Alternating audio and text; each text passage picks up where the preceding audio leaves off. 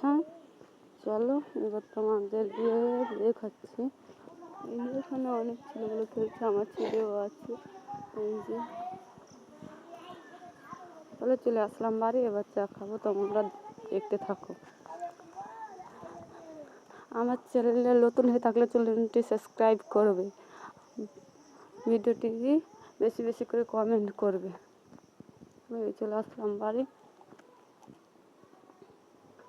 এখানে আমার মেয়ে ঘুমাইতে, তার জন্য চায়ের সাথে লেরোয়া। চলো চা খেয়ে নিই, তারপর বিছানা গোছাবো।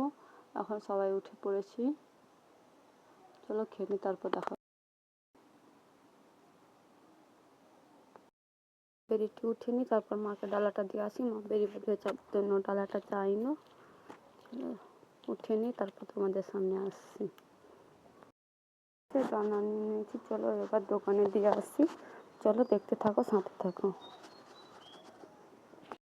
বন্ধুরা প্লিজ আমাকে একটু সাপোর্ট করো, আমার এখন অনেক কষ্ট, কোথায় থাকবো বুঝতে পারছি না। অনেক কষ্ট করে সংসার চালাচ্ছি, বেরিয়ে বাড়ছি, এখনো বাইরে উঠতে পারিনি, কোথায় বাড়িঘর নিয়ে থাকবো। আমার মামার মেয়েকে নিয়ে দাঁড়িয়ে আছে দোকানের কাছে, চলো ওখানে যাই, দিয়ে আসছি। সাথে থাকো, দেখতে থাকো। এই যে এখানে আমার একটা কাকা বাড়ি করছে, বাড়িটা এখানে পুরো কমপ্লিট হয়নি।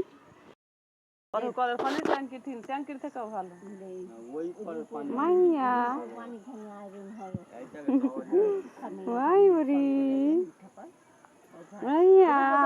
কলে পানি আয়রন ছিল না আগে,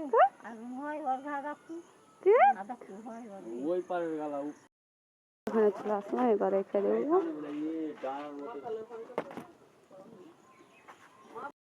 দোকানের সামনে এরকম একটা ফাঁকা জায়গা আছে, এখানে ফসল বুনে, এখন কিছু বোনা নেই। এই যে দেখি না,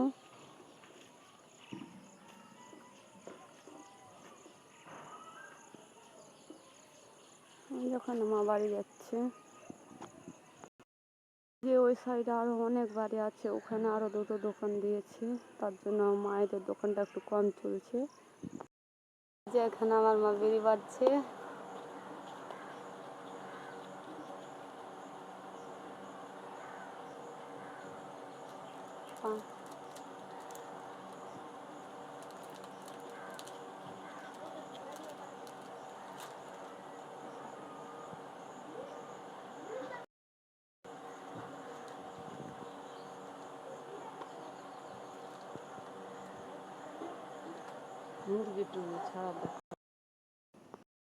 বন্ধুরা বাড়িটা যখনই দেখছি কষ্টে বুক ফেটে গেছে। বন্ধুরা বাড়ি এসে বেরিয়ে বাড়তে লাগলাম। প্লিজ বন্ধুরা ভিডিওটা আমার বেশি বেশি করে সাপোর্ট করে সাবস্ক্রাইব করুন, আমার পাশে থেকো। এইভাবেই আমরা বেঁধে জীবনযাপন কাটাই। আর এখন তো আরও কষ্টকর, কীভাবে কোথায় থাকবো, বেঁধে কি সংসার চলে বাড়ি ঘর করা হবে? প্লিজ বন্ধুরা একটু তোমরা সাপোর্ট করো।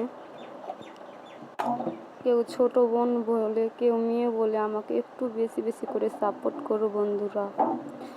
এই যে এখানে আমার মেয়ে খেলা করছে। আসছি নতুন একটা ব্লগ ভিডিও নিয়ে।